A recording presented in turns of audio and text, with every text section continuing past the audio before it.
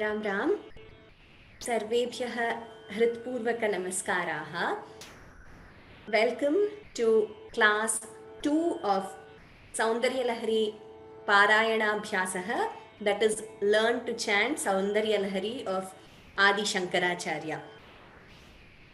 So in the last class we had learnt few of the rules of pronunciation, and we had gone through the Varnamala or the Sanskrit alphabet.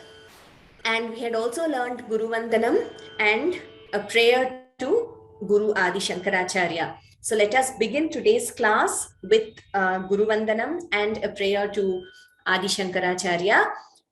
A warm welcome to all of you and to our panelists for today. For now, I see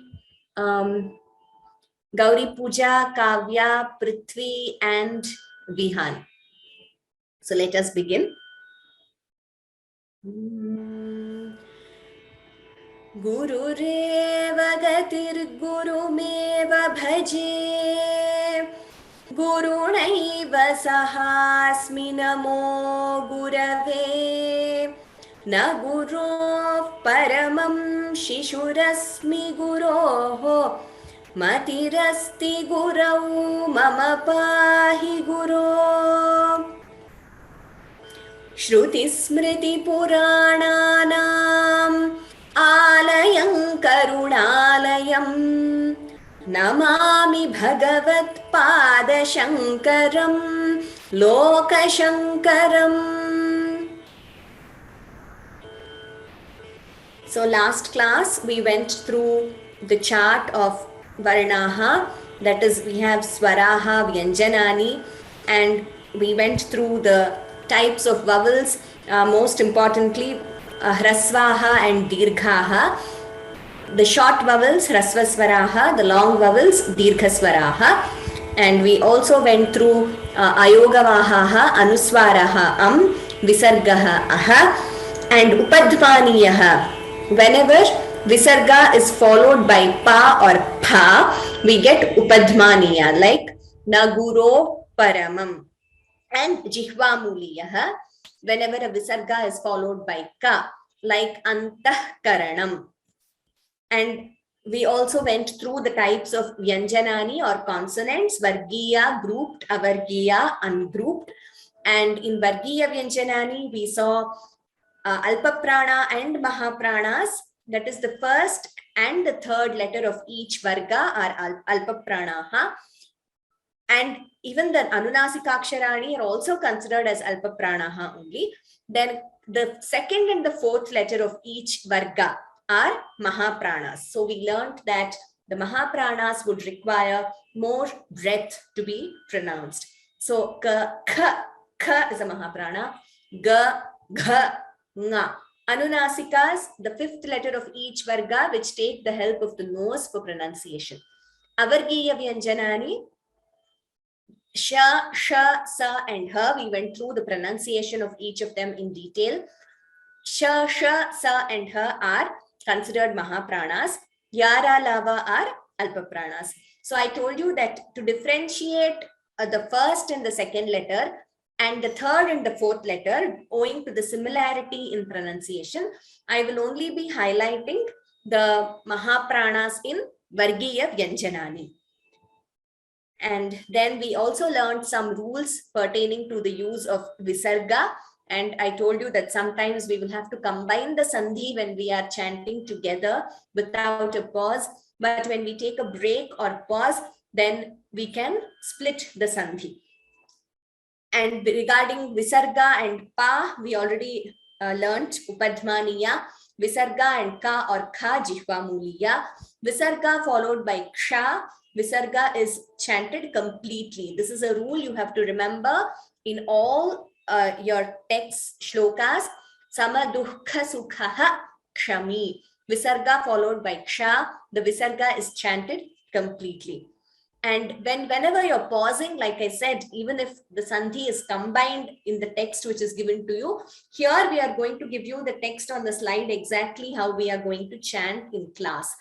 So Visarga at the end of a pada, if we are pausing, we chant the Visarga.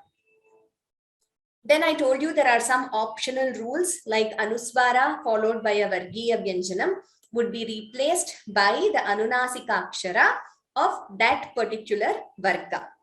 And similarly, Anuswara followed by Ya, La or Va, you get the Anunasika sound. For example, Krishnam Vande can also be chanted as Krishnau Vande.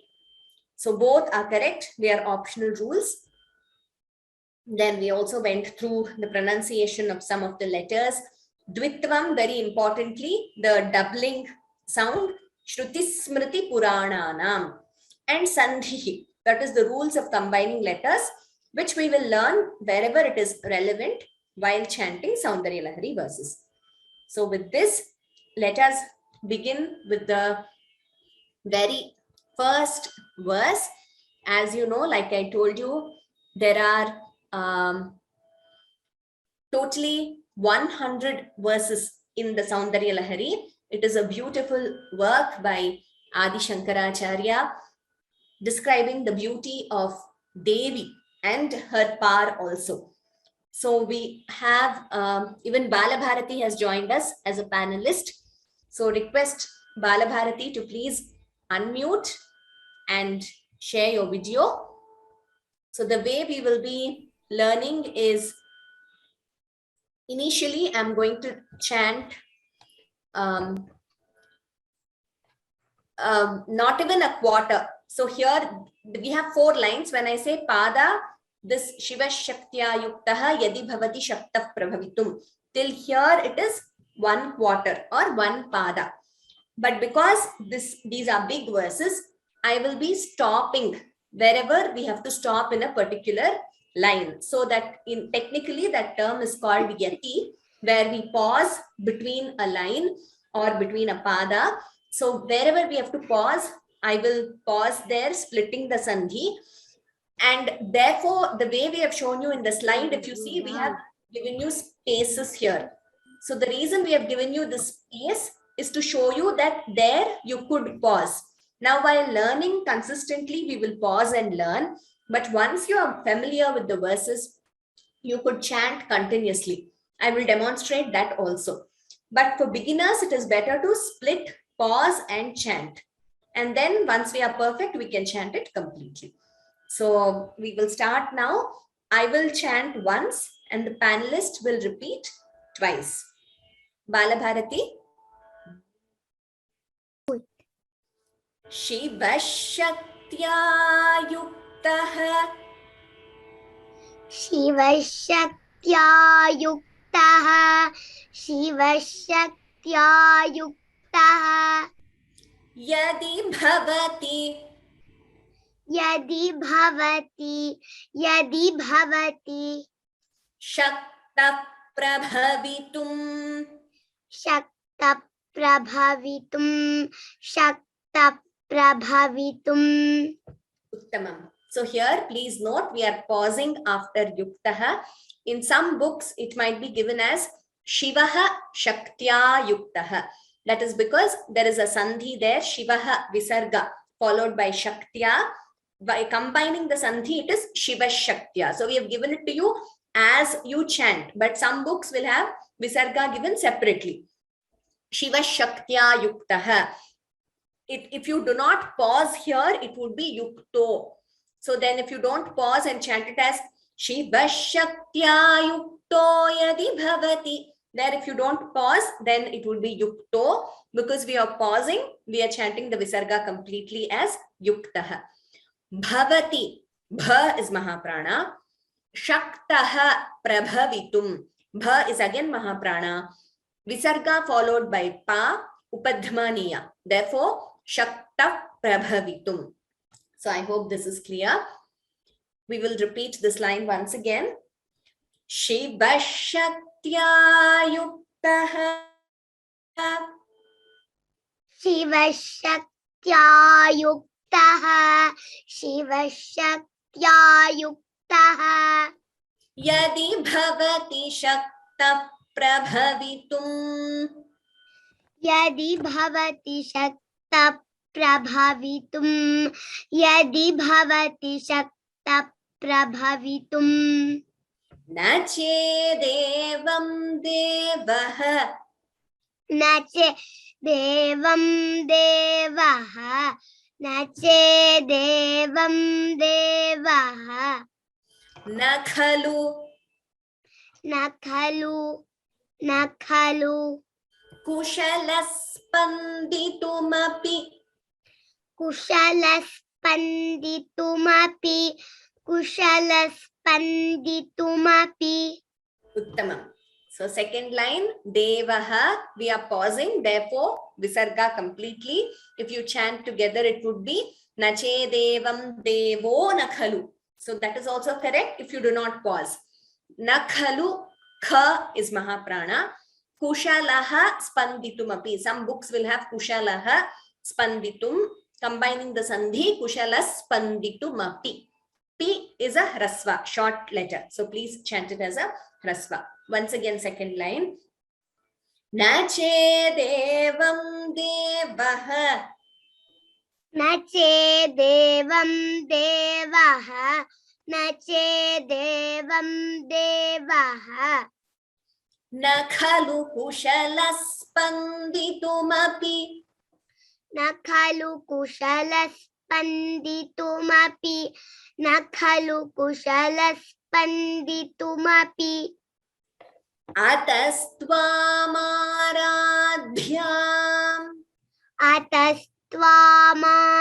Atastvamadhyam. अतस्त्वामाराध्यम् Harihara. Harihara Virinchadibhirapi. विरिञ्चादिभिरपि Pranantum. प्रणन्तुं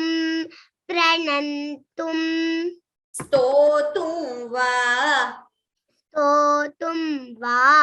स्तोतुं वा Kathamakrita punya prabhavati.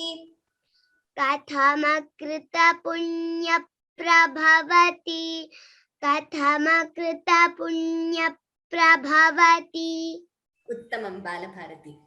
So here, Atastvam Aradhyam. Dhya, dha is Mahaprana. Harihara Virinchadi Bhirapi. Bhi is Mahaprana. We do not pause after Harihara. I paused because we were learning for the first time to make you aware of the words Harihara Virinchadi Bhihi Api. Harihara Virinchadi Bhirapi. Here P, T all are Harasvas. So please do not prolong while chanting. Pranantum, Stotum Va. Anuswara followed by Va. You could also chant it as Stotum Va. Or completely Anuswara. Stotum Va. Both are correct. Katham. Tha is Mahaprana. Katham akrita punyaha. Visarga followed by Pra. Therefore, Upadhmaniya. Katham akrita punya prabhavati. Bha is Mahaprana. So now let us do one line at a time. Shiva Shaktya Yuktaha Yadi Bhavati Shakta Prabhavitum. शिवशक्त्या युक्तः यदि भवति शक्तः प्रभवितुं शिवशक्त्या युक्तः यदि भवति शक्तः प्रभवितुं न चेदेवं देवः न खलु कुशलस्पन्दितुमपि.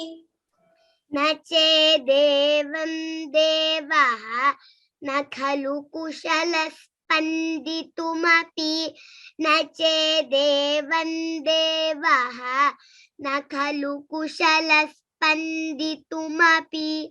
In this line, Devam, Chedevam Devaha, you could also optionally chant it as Nachedevan Devaha. So I told you that Anuswara followed by Vargiya Vyanjanam rule. You could either combine the Sandhi or split it. Atastvamadhyam Hari हरिहरविरिञ्चादिभिरपि अतस्त्वामाराध्यां हरिहरविरिञ्चादिभिरपि अतस्त्वामाराध्यां हरिहरविरिञ्चादिभिरपि प्रणन्तुं स्तोतुं वा कथमकृतपुण्यप्रभवति प्रणन्तुं स्तोतुं वा कथमकृतपुण्यप्रभवति प्रणन्तुं स्तोतुं वा कथमकृतपुण्यप्रभवति उत्तमम्. So now let us do the entire verse. शिवशक्त्या युक्तः यदि भवति शक्तः प्रभवितुं न चेदेवं देवः न खलु कुशलः स्पन्दितुमपि अतस्त्वामाराध्यां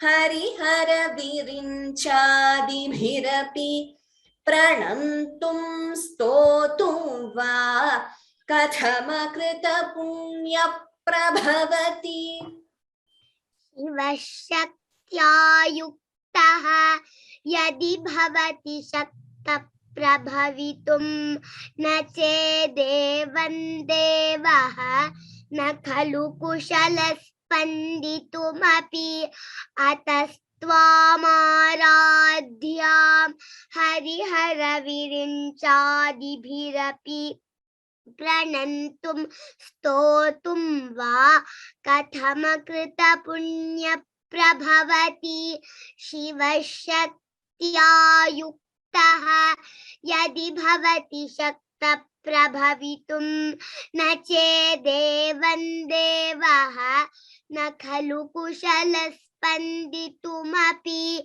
अतस्त्वामाराध्यां हरिहरविरिञ्चादिभिरपि प्रणन्तुं स्तोतुं वा कथमकृतपुण्यप्रभवति उत्तमं बालभारती अत्युत्तमं very well chanted धन्यवादाः उत्तमं now Vihan request you to please chant this verse once entire verse so just one suggestion to all the panelists in the end you could just chant the verse once and then I will request another panelist to chant the whole verse but when I split and teach you can chant twice so this verse once Vihan okay ma'am शिवशक्त्या युक्तः यदि भवति शक्तः प्रभवितुं न चेदेवं देवः न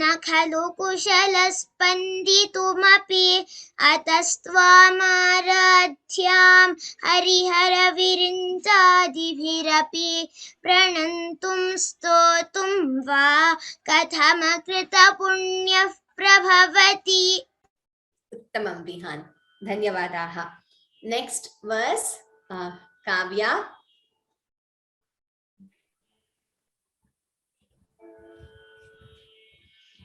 तनीयां सम्पांसुं तनीयां सम्पांसुं तनीयां सम्पांसुं तव चरणपङ्केरुहभवम् तव चरणपङ्केरुहभवम् तव चरणपङ्केरुहभवम् विरिञ्चिः सञ्चिन्वन् विरिञ्चिः सञ्चिन्वन् विरिञ्चिः सञ्चिन्वन् विरचयति विरचयति विरचयति लोकानविकलम् लोकानविकलं लोकानविकलम् वहत्येनं शौरिः वहत्येनं शौरिः वहत्येनं शौरिः कथमपि कथमपि सहस्रेण शिरसाम् सहस्रेण शिरसा हरः संक्षुभ्यैनम् हरः संक्षुभ्यैनं भजति भजति भसितोद्धूलनविधिम् भसितोद्धूलनविधिं भसितोद्धूलनविधिम् Here Tava Charana Pankeruha Bhavam. Bha is Mahaprana. Please note this word clearly. Virinchis Sanchinvan. So I was telling you about Sanyuktaksharani, conjunct letters, which have more than one letter, Vyanjanam combined. So here Virinchis Sanchinvan. Sa and sa, two sas are there. So both have to be heard. Virachayati Lokana Vikalam. Vahatyenam Shaurihi. We are pausing here. If you note, again, there is a gap given here to show that there is a pause. Katha. Tha is Mahaprana, sorry. Sahasrena Shirasam. Haras Sankshubhyainam. Bha is Mahaprana. Bhajati. Bha is again Mahaprana. Bhasito Dhulana Vidhim. Bha, Dha and Dhi are Mahapranas. So we will repeat this verse again.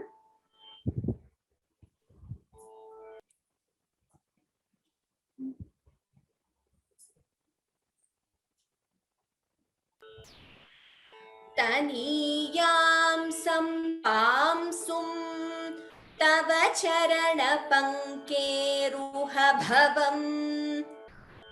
तनीयां सम्पांसुं तव चरणपङ्केरुहभवम् तनीयां सम्पांसुं तव चरणपङ्केरुहभवम् Virinchis sanchinvan virachayati lokana vikalam.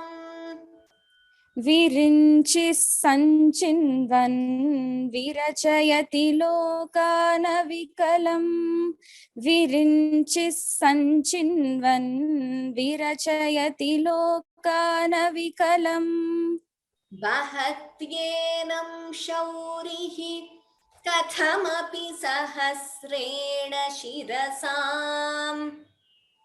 वहत्येनं शौरिः कथमपि सहस्रेण शिरसाम् वहत्येनं शौरिः कथमपि सहस्रेण शिरसाम्.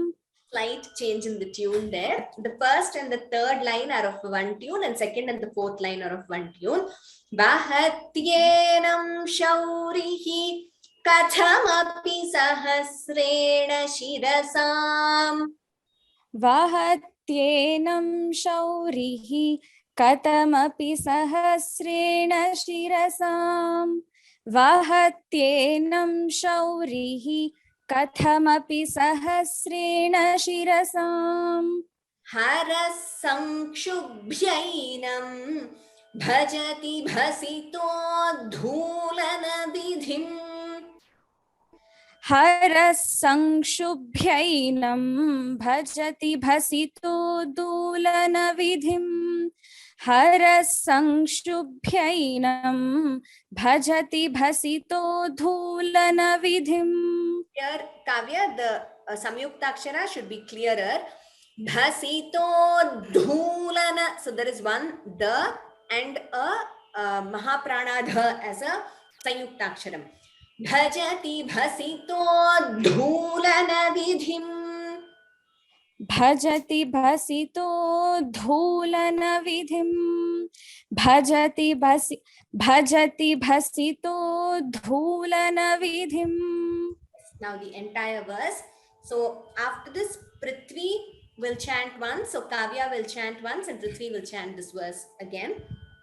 Taniyam sampam sum tava charana pankeruha bhavam virinchis sanchinvan virachayati lokana vikalam vahatyenam shaurihi kathamapi sahasrena shirasam haras sankshubhyainam bhajati bhasito dhulana vidhim. तनीयां सम्पांसुं तव चरणपङ्केरुहभवं विरिञ्चिः सञ्चिन्वन् विरचयति लोकानविकलं वहत्येनं शौरिः कथमपि सहस्रेण शिरसां हरः संक्षुभ्यैनं भजति भसितोद्धूलनविधिम्. तनीयां Yes, Prithvi now. तनीयां सम्पांसुं तव चरणपङ्केरुहभवं विरिञ्चिः सञ्चिन्वन् विरचयति लोकानविकलं वहत्येनं शौरिः कथमपि सहस्रेण शिरसां हरः संक्षुभ्यैनं भजति भसितोद्धूलनविधिम्. Uttamam Prithvi. Here, one thing to note, Bahatyenam Shaurihi Kathamapi. Because we are pausing here, we are chanting the Visarga completely. However, if we choose not to pause, then we will chant it together as Bahatyenam Shaurihi Kathamapi. So we get that Jihva Muliya. So please note that maybe while revising after 10 shlokas, maybe I will do a revision of all the 10 shlokas. So at that time I will chant to show you combining the sandhi for an entire pada. We move to the next verse now. Prithvi, you can take the next verse.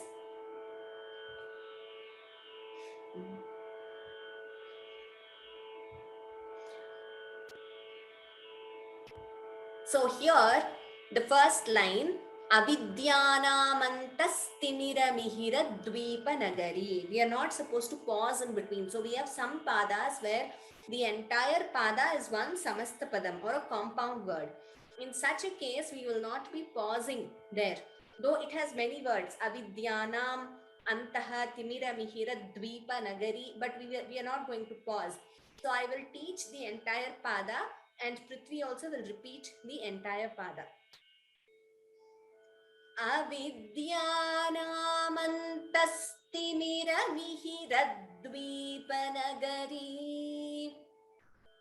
Avidyanamantastimira-mihira-dvipa-nagari. Avidyanamantastimira-mihira-dvipa-nagari. Lot of dvitvam to note here. The word vidya.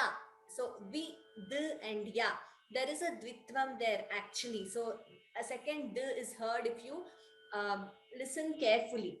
So dvitvam is a very beautiful concept. Many a time we will not even be aware, but we will be chanting or pronouncing the words with dvitvam itself. For example, vidya is one word. We all say vidya. We don't say vidya. So there is a difference. Similarly, Kausalya. We don't say Kausalya. So in Sanskritam pronunciation. So that dvitvam should be carefully chanted. So Avidyanam. There is another dvitvam here. Antastimira. So second s. So s is also doubling. Antastimira. Again here the Antastimira Mihira Dvipa. The d is doubling here in Dvipa, Mihira Dvipa Nagari. So please note the dvitvams clearly. We will chant this pada again.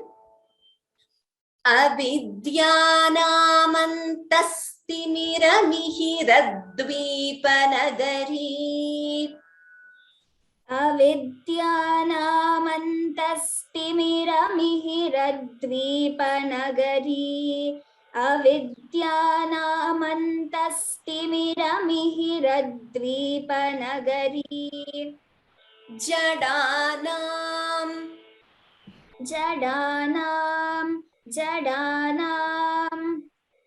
चैतन्यस्तबकमकरन्द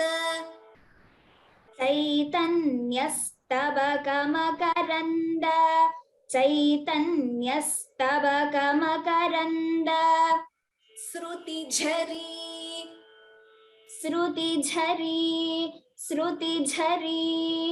Tamam. Again here, Jadanam Chaitanya. The Anuswara followed by Cha. We could optionally chant it as Jadanan Chaitanya instead of Anuswara completely. Again, Dvitwams to note here, Chaitanyastabaka. Sa is doubling. So Dvitvam there. Chaitanyastabaka. Makarandasruti. Again, Sa is doubling here. Makarandasruti Jhari. Jha is Mahaprana. Please note here it is Sruti, Sra and Ukara and a Dvitvam. This pada again. Jadanan Chaitanyastabakamakarandasruti Jhari. Jadanan Chaitanyastabakamakarandasruti Jhari. Jadanan Chaitanyastabakamakarandasruti Jhari. Tamam. Daridranam Chintamani Gunanika. Daridranam Chintamani Gunanika. Daridranam Chintamani Gunanika. Janma Jaladhau. Janma Jaladhau. Nimagnanandamshtra.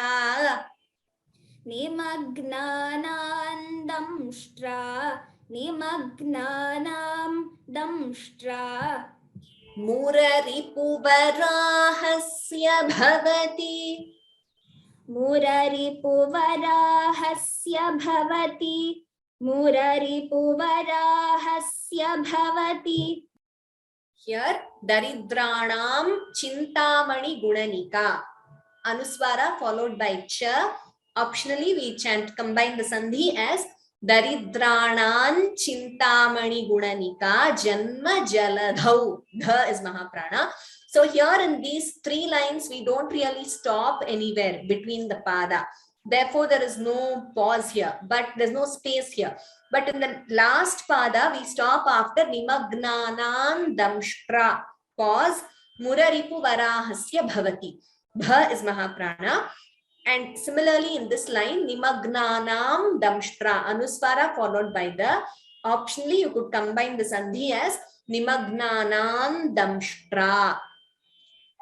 So it is not a rule that you must pause, like I already told you. Well, once you perfect it, you can chant the entire pada completely. But while learning, whenever there is a possibility to pause, we will pause. But for example, the first line here, we can't really pause in between because it's one word. So in such cases, we have to chant the entire pada together. Now I will repeat the third and the fourth line again.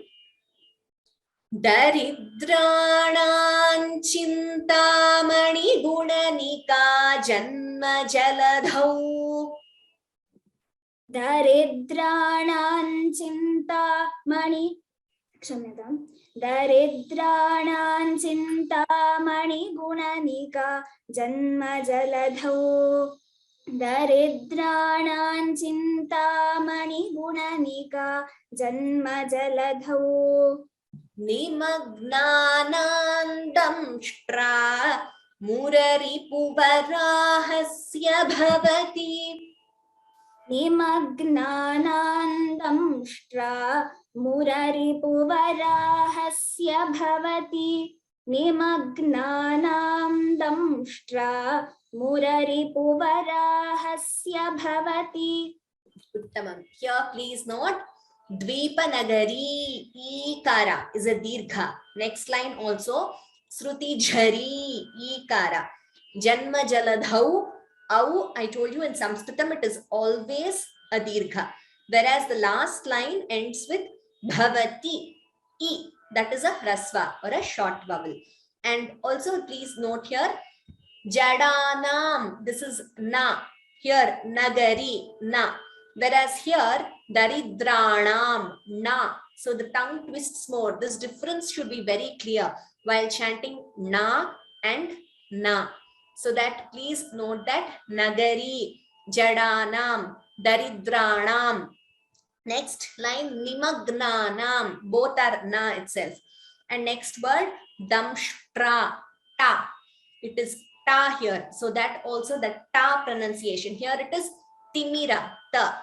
Here it is Damshtra ta. Bhavati is ta. So these nuances we should be aware of because sometimes we tend to mispronounce even without our knowledge. So once you are aware, you can make a conscious effort to pronounce correctly. Now the entire verse once by Prithvi and once by Gauri Puja. Avidyanamantastimiramihiraddvipanagari Jadanan chaitanyastabakamakkarandasrutijhari Daridranam chintamani gunanika janma jaladhau nimagnanandam shtra murari Puvarahasya bhavati. Avidyanamantastimiramihiraddvipanagari Jadanan chaitanyastabakamakkarandasrutijhari Daridranam chintamani gunanika janma jaladhau nimagnanandam shtra muraripuvarahasya bhavati. Avidyanamantastimiramihiraddvipanagari Jadanam chaitanyastabakamakkarandasrutijhari Daridranam chintamani gunanika janma jaladhau nimagnanam damshra muraripuvarahasya bhavati. Uttam. Gauri Puja, could you chant the first, this verse again? Avidyanamantastimiramihiraddvipanagari. Here, Mihiraddvipa. That dvitvam should be clearer. So instead of chanting it as Mihira Dvipa, we chant it as Avidyanamantastimiramihiraddvipanagari. I hope you got the distinction. Yeah? Yeah.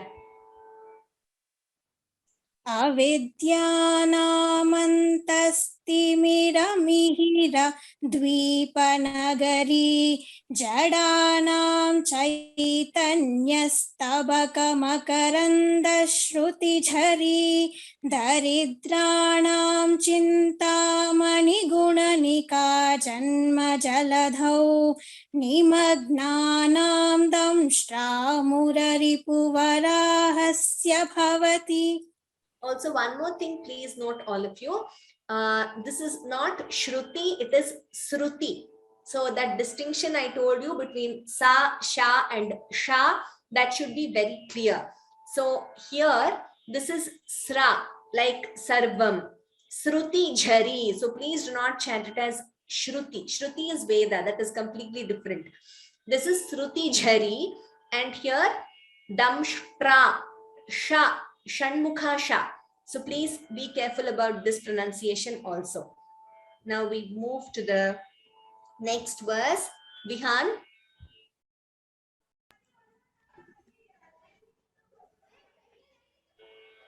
Ram Ram Ram Ram. Ram Ram Ram. त्वदन्यः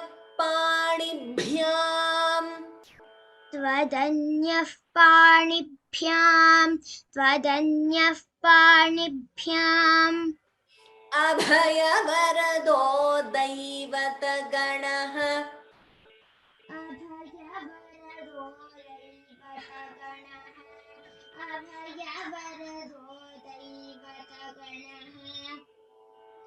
त्वमेका नैवासि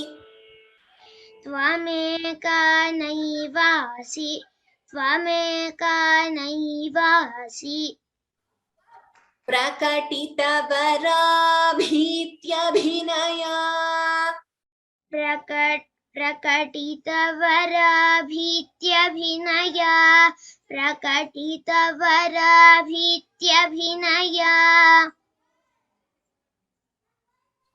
भयात्रातुं दातुं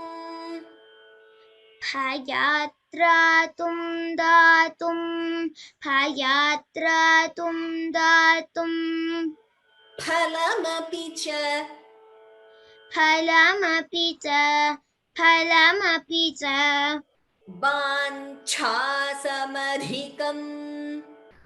वाञ्छासमधिकम् शरण्ये लोकानां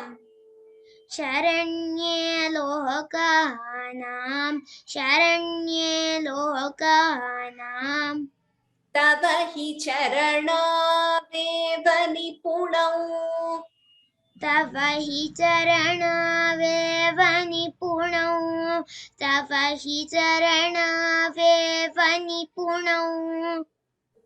Vihan, here Tvadanyah Panibhyam. Vihan, are you able to hear me clearly or is my voice very low? Ma'am, your voice is very clear. It's clear? Okay, thanks. Tvadanyah Panibhyam. Visarga followed by Pa, that would be Upadhamaniya. So, Tvadanyah Panibhyam. Bha is Mahaprana. Abhaya. Bha is Mahaprana. Abhaya Varado Daivata Ganaha. So this verse, all padas we have a place to pause. So you have this space here. Tvameka Naivasi. Now here we should be careful not to prolong it as Naivasi. It is Tvameka Naivasi. Prakatita. This is Ta and this is Ta. Prakatita varabhityabhinaya. This is dirgha, bha and bha are mahapranas. Bhayatratum datum.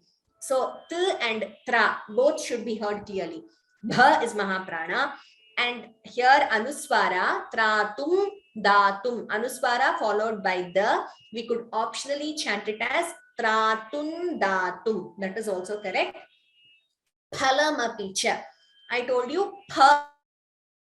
Please note the pronunciation. It is not fa, it is pha. Phalamapicha vancha samadhikam. Vancha, cha is mahaprana, dha is mahaprana here. Sharanye lokanam tavahi charanaveva. Na here. Nipunau. This is na and this is na. Nipunau. So please note that. We will chant again. Tvadanyah Panibhyam Abhayavarado Daivataganaha. Tvadanyah Panibhyam Abhayavarado Daivataganaha. Tvadanyah Panibhyam Abhayavarado Daivataganaha. Tvameka Naivasi Prakatitavarabhityabhinaya. Tvameka Naivasi Prakatitavarabhityabhinaya. Tvameka Naivasi Prakatitavarabhityabhinaya.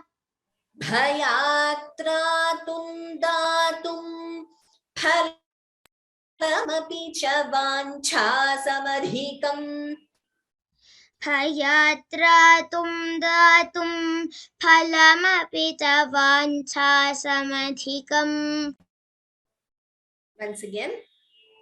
भयात्रातुं दातुं फलमपि च वाञ्छासमधिकम् शरण्ये लोकानां तव हि चरणावेव निपुणौ शरण्ये लोकानां तव हि चरणावेव निपुणौ शरण्ये लोकानां तव हि चरणावेव निपुणौ Now the entire verse. त्वदन्यपाणिभ्याम् अभयवरदो दैवतगणः त्वमेका नैवासि प्रकटितवराभीत्यभिनया भयात्रातुं दातुं फलमपि च वाञ्छासमधिकम् शरण्ये लोकानां तव हि चरणावेव निपुणौ त्वदन्यः पाणिभ्याम् अभयवरदो दैवतगणः त्वमेका नैवासि प्रकटितवराभीत्यभिनया भयात्रातुं दातुं फलमपि च वाञ्छासमधिकम् शरण्ये लोकानां तव हि चरणावेव निपुणौ Uttamam Vihan. This vancha, cha should be clearer as a Mahaprana. Prithvi, this entire verse once. त्वदन्यः पाणिभ्याम् अभयवरदो दैवतगणः त्वमेका नैवासि प्रकटितवराभीत्यभिनया भयात्रातुं दातुं फलमपि च वाञ्छासमधिकम् शरण्ये लोकानां तव हि चरणावेव निपुणौ Uttamam Prithvi. Next verse also Prithvi, you can continue. Haristvaamaradhya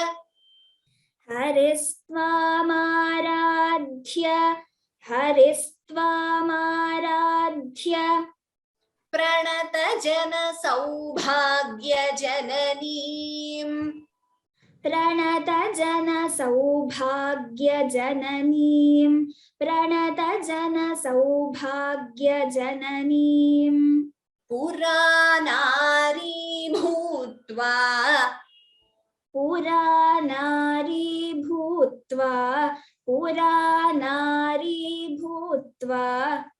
Puraripumapik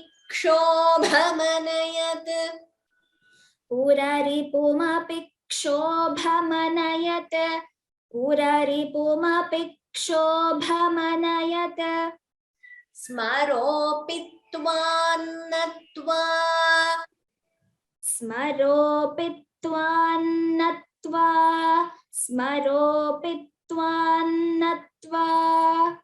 Ratinayana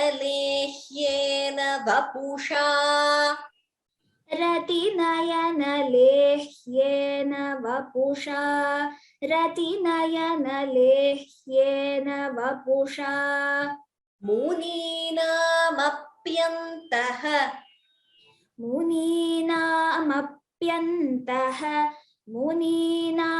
मुनीनामप्यन्तः प्रभवति हि मोहाय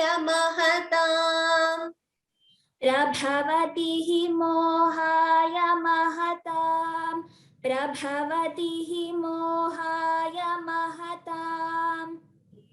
So in this verse also we have a place to pause in each pada. Haristvaamaradhya. Dha is Mahaprana. Pranata Jana Saubhagya. Bha Mahaprana. Jananim. Puranari Bhutva. Bhu Mahaprana. Puraripumapik Shobha Manayat. Dvitvam here. Puraripumapik Shobha. So we should not chant it as Puraripumapi kshobha. Puraripumapi kshobhamanayat. Smaropi. So this, what you see here, this S-like symbol is called an avagraha chinha in Sanskritam. You will come across this in many verses, in many words. It just denotes that there is a sandhi there. So according to the rules of a sandhi called Purva Rupa Sandhi, when we split it, it becomes smaro and api. And further we can split it as smaraha and api. So there are various levels of sandhi karya here. So instead of a in api, we get this avagraha chinha. So we do not pronounce it in any way. We do not recite or chant it differently. We just chant it as smaropi. But this S-like symbol denotes that sandhi in Sanskritam. Smaropitvam. Again here dvitvam. We don't say smaropitvam. Smaropitvam. So I hope you got the difference between smaropitvam and smaropitvam. That extra t is here. That is dvitvam, doubling sound. Tvam plus natva, anuswara followed by na. Optionally, it becomes tvan natva. Ratinayana lehyena vapusha muninamapyantaha prabhavatihi. Bha mahaprana. If we choose not to pause here, it would be upadhvaniya. Muninamapyanta prabhavati. But because we are pausing, we chant the visarga completely. Muninamapyantaha prabhavatihi mohaya mahata. Again, this verse, now I'll teach 2 lines at a time, Prithvi. Haristvamadhya pranata jana saubhagya jananim puranari bhutva puraripumapi kshobhamanayat. हरिस्त्वामाराध्य प्रणतजनसौभाग्यजननीं पुरानारी भूत्वा पुररिपुमपि क्षोभमनयत्. हरिस्त्वामाराध्य प्रणतजनसौभाग्यजननीं पुरानारी भूत्वा पुररिपुमपि क्षोभमनयत्. Smaropitvanatva ratinayana vapusha.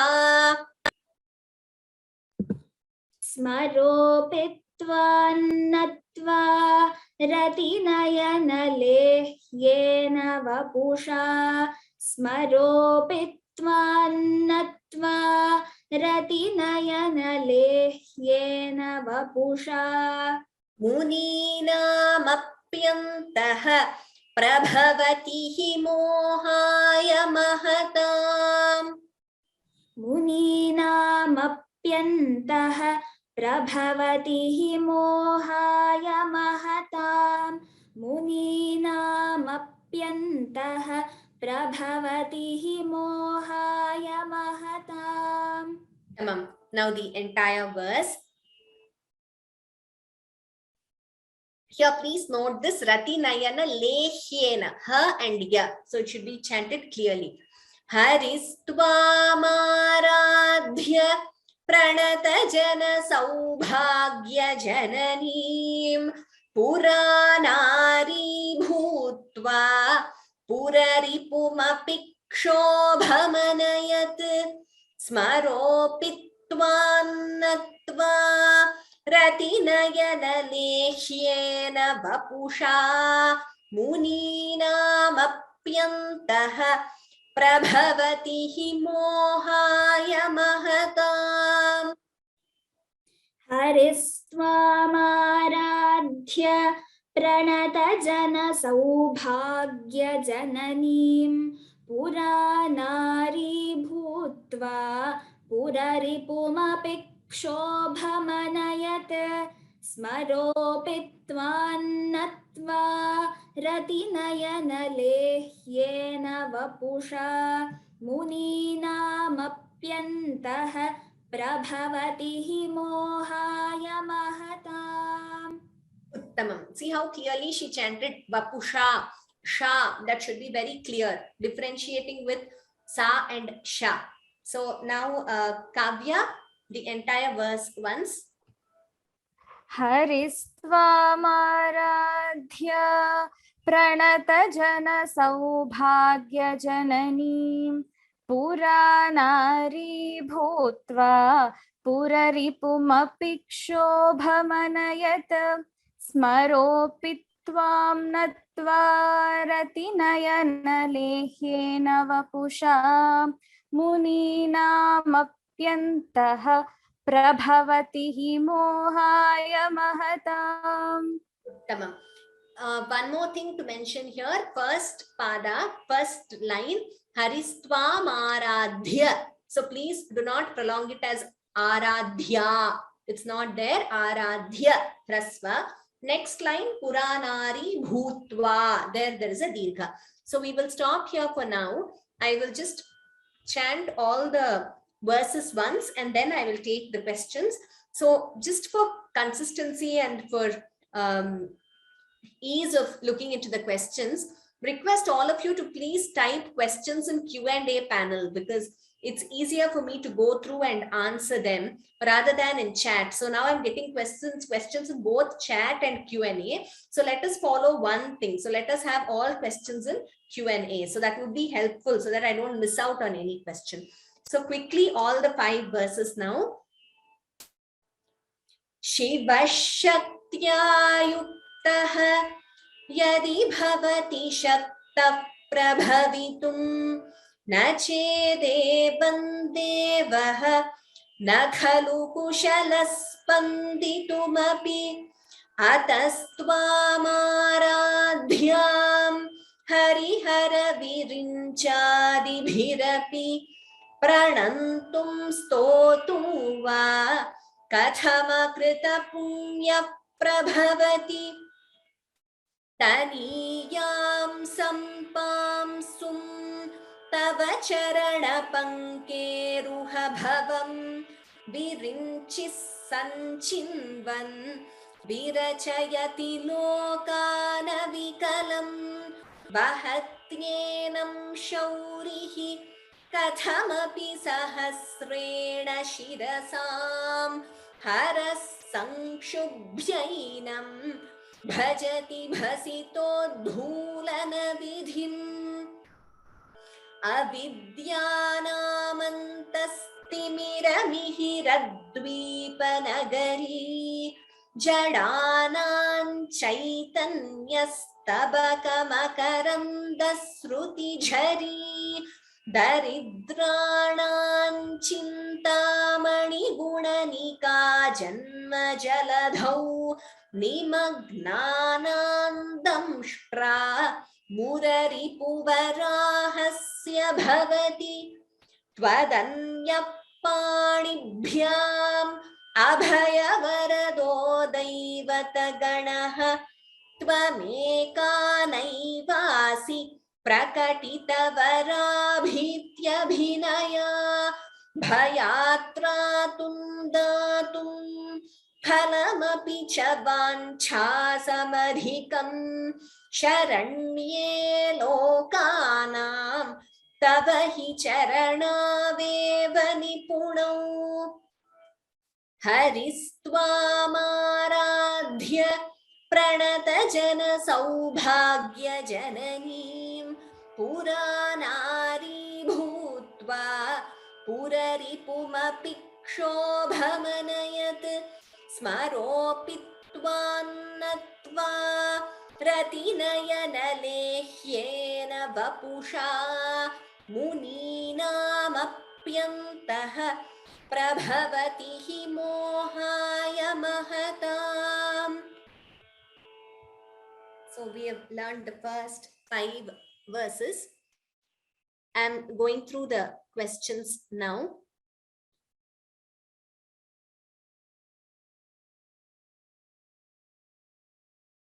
Second line, Prakatita Varabhitya Bhinaya, is there a Dvitvam?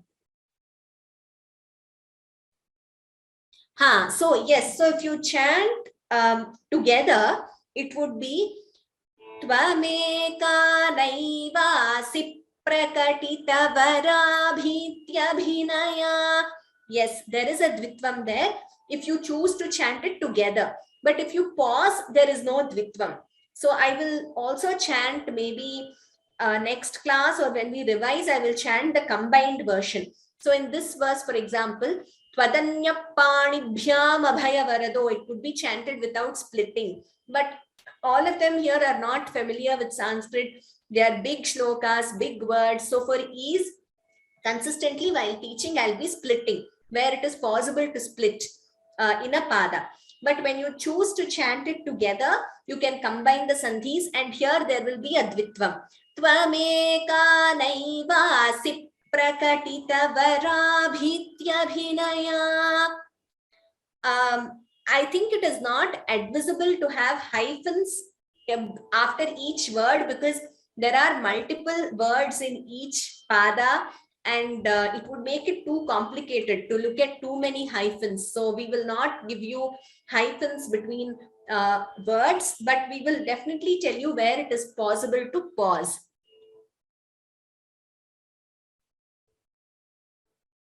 Okay, one consistent question is whether we will be uploading the entire script. Yes, we will be. It is work in progress because we also have to proofread it and give you a perfect version. So we will be uploading in different languages, Devanagari, that is Sanskritam, diacritics or IAST, Tamil, Malayalam, Kannada, and Telugu. So I think at least in 6 languages, we will be uploading the script. We haven't yet done it. Sorry for the delay. We will do it like Suprabhatam course, like one of you asked. We will be doing it, and I will also send you the links once it is done.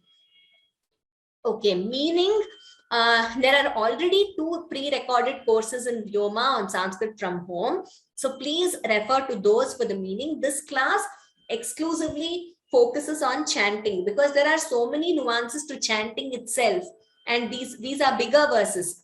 So if we go into the meaning, we will not be able to do more than one verse, or maybe even that will be difficult. So this is not a meaning webinar. There are 2 pre-recorded courses, I think one in English and one in Tamil, if I'm not wrong, on Sanskrit from home. So just go to your portal and register for those courses. You will be able to listen to the audio. And I think there is a video. I'm not very sure about that, but definitely meaning, there are 2 courses with Soundarya Lahari meaning already on the portal.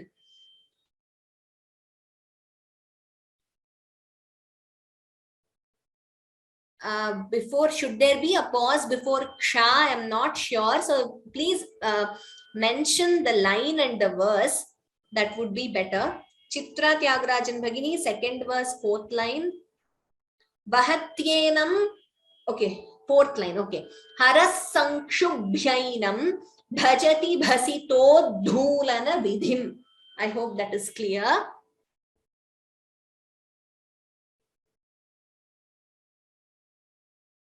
I can't see panelists and me, I think probably because of the settings in your Zoom. Maybe if you change that, you will be able to see. 4th line, 2nd shloka is Haras Sankshubhyainam. This is the version even I have learned from my guru. And this is what we follow, Haras Sankshubhyainam. It is not Samkshudhyainam. It is Haras Sankshubhyainam. Bha, not dha.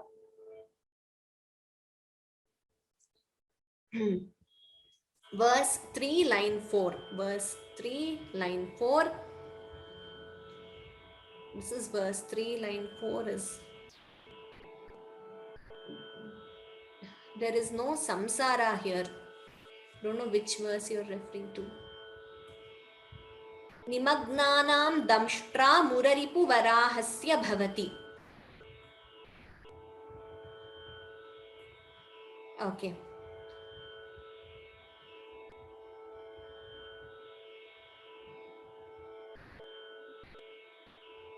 Okay, Dvitvam, it will come mostly by practice, and I will also tell you in most of the places. I may not tell you in all places, but where it is very obvious and necessary, I will tell you the Dvitvam. And last class, I know I told I will send you that video of why we have Dvitvam rule grammatically. So I will send that link to you because I was just waiting to get access to the entire group for mailing the group. So now I have that. I will send you the video that will make the rule of Dvitvam clearer. Can the participants chant? Yes, definitely. So maybe from next class, we will see if we have time. Otherwise, sometimes we will also have a revision session after 10 verses. I'm thinking we'll have a revision class where all the participants, whoever wishes to chant, will get an opportunity to chant. Prakatita, the fourth shloka, second line. Prakatita varabhityabhinaya. Ta is not Mahaprana there. Prakatita varabhityam. Only bha is Mahaprana in this line. Ta is not Mahaprana.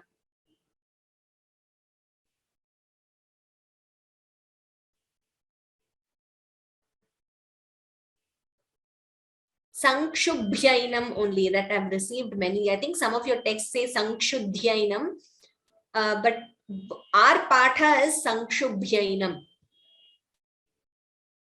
Artham naiva vadami. Someone has asked Artham vadati va. First line, is it yukto or yuktaha? Like I explained, first verse, while chanting together, it would be Shiva Shaktya Yukto Yadi Bhavati Shakta Prabhavitum Na Chedevam Devo Na Khalu Kushalaspanditum Api. It would be Yukto Devo if you chant like how I chanted, without a pause. If you pause, it would be Yuktaha Devaha. We follow this rule strictly in our Vyoma chanting classes, that where we pause, we split the Sandhi. If we don't pause, then we combine the Sandhi in chant. And it is better to follow this rule consistently.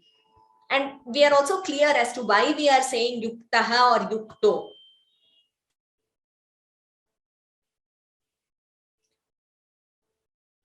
Okay, some of them want it to be slower.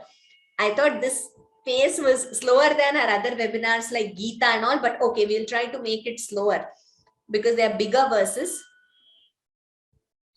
English transliteration is given to you right below the verse, as in in English script, if that is what you're referring to, IAST, it's given to you on the slide, but the entire script in English, I will give it to you. It will be uploaded on the course page and I will send you the link to download. Is there a Sandhi after Virinchihi? It is Virinchihi Sanchinvan. When you combine the Sandhi, it becomes Virinchis Sanchinvan. Virachayati.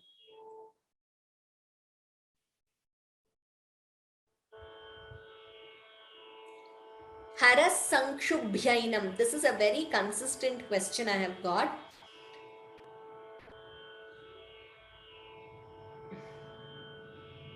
Name of the course with meaning. I will send you the links also to the courses.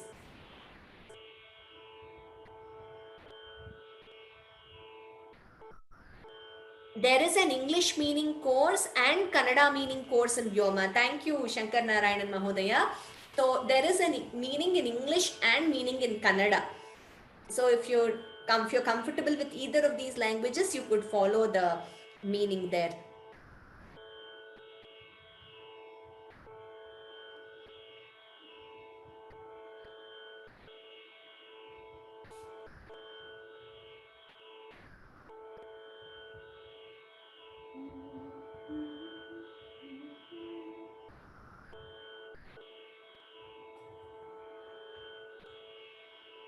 Okay, samsara comes in Janma Jaladho. Yes, the Janma Jaladho, the meaning refers to the samsara sagara here, but we don't have the word samsara anywhere in this verse. I'm not sure as to what the question is.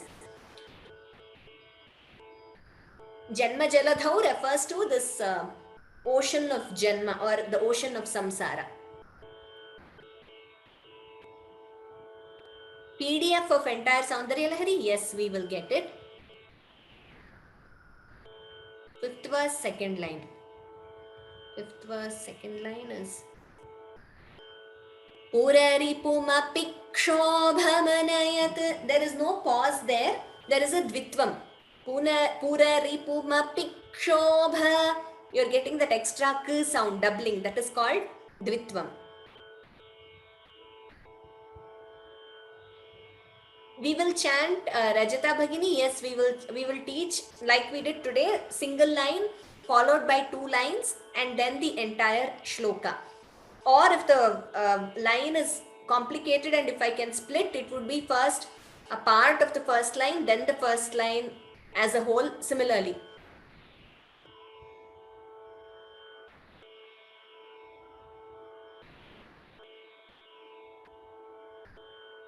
In the English translation published course, first 3 verses are missing. Okay, I will look into it. Maybe you're referring to what is on the course page. I will look into it.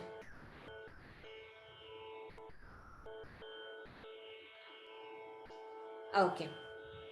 Now, I have answered all the questions in the Q&A panel. So please let us ask all the questions in the Q&A because chat, there are multiple messages, so it becomes difficult to screen through all of them. I might miss some questions.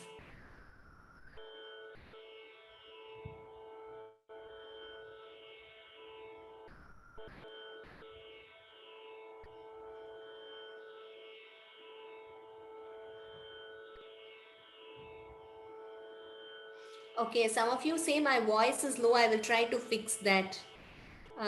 Don't know why that happened. I will try to fix that. Chanting by the panelists, there is a request that it should be slower. Yes, I will also request all the panelists to be a little slow. Naivasi prakatita varabhityabhinaya. Tvameka naivasi prakatita. C is not long there. C is short. Naivasi. It is a hrasva. Jadanam chaitanyas tabaka makaranda.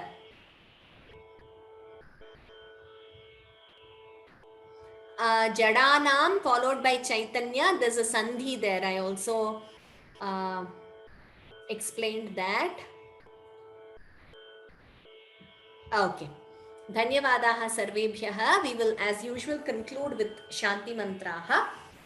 Any other doubts which I might have missed, etc., you could send me an email and I will reply. Thank you all. We will conclude with the Loka Prarthana, Shanti Mantraha. Sarve bhavantu sukhinah, sarve santu niramayaha, sarve bhadrani pashyantu, ma kaschid dukkha bhag bhavet. Om Shanti Shanti Shanti. Thank you very much to the panelists for assisting us today and for all of you for joining. See you next Sunday at the same time, that is 5 p.m. IST. So please practice the verses. Dhanyavadaha. Punarmilamaha. Ram Ram Ram.